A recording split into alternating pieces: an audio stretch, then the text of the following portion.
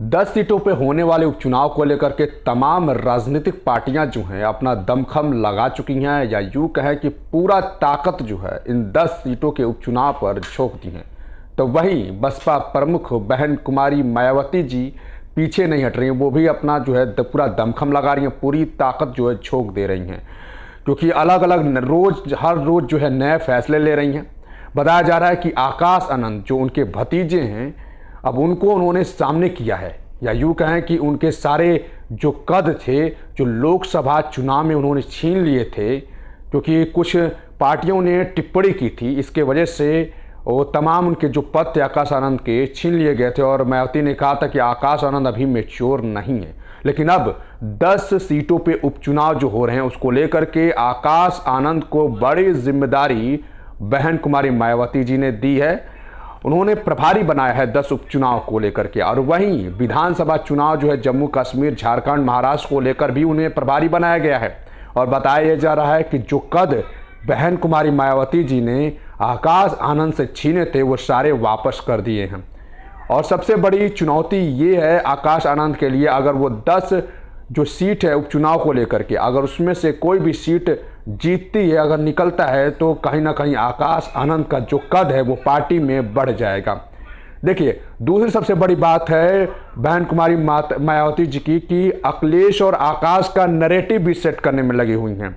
क्योंकि उन्हें यह लगता है कि जो विधानसभा चुनाव 2022 में था उसमें कहीं ना कहीं जिस तरह से बसपा को मात मिली, युवाओं का साथ नहीं था, तो उसमें कहीं ना कहीं आकाश आनंद को आगे ला करके युवाओं, जो दलित युवा हैं, उनको कहीं ना कहीं जोड़ने का प्रयास। बहन कुमारी मायावती जी की जो सोच थी दलितों को लेकर के, वो बसपा छोड़ करके कहीं नहीं जाएंगे, उनकी ये सोच थी, लेकिन ये सोच कहीं ना कहीं गलत साबित हुई, क्योंकि 2022 और 2024 के लोकसभा चुनाव में ये देखने के लिए मिला, क्योंकि बड़े तौर पर जो युवा वर्ग था, जो दलित युवा वर्ग था, वो कहीं ना कहीं बसपा से कट गया, और कहीं ना कहीं इसी को लेकर के आकाश आनंद को लाया गया है। बहन कुमारी मायावती ने आकाश आनंद को कहीं ना कहीं बड़ी जिम्मेदारी इसलिए सौंपी है।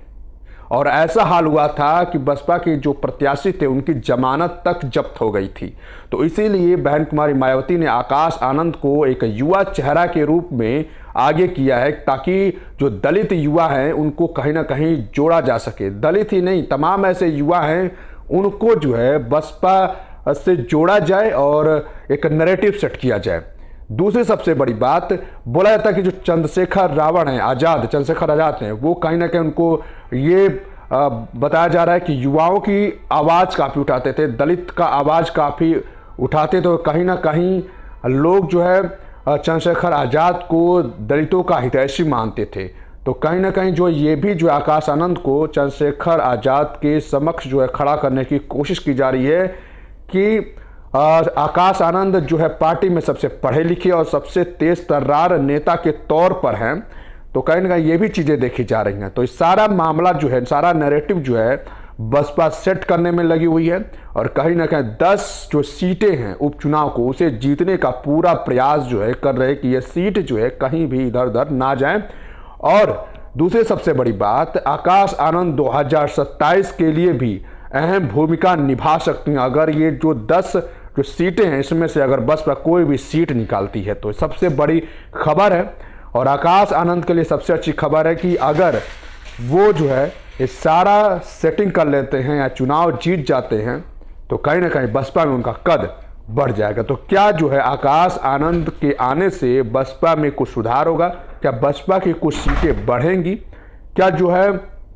ये जिस तरह की बसपा की स्थिति चल रही है, जिस तरह से कमज़ोर हुई है बसपा, क्या वो कहीं ना कहीं मजबूत हो पाएगी? सबसे बड़ा सवाल है। 2027 के लिए क्या प्लान है मायावती जी का, वो देखना बाकी है। बाकी आज के लिए इतना ही। नमस्कार, जय हिंद।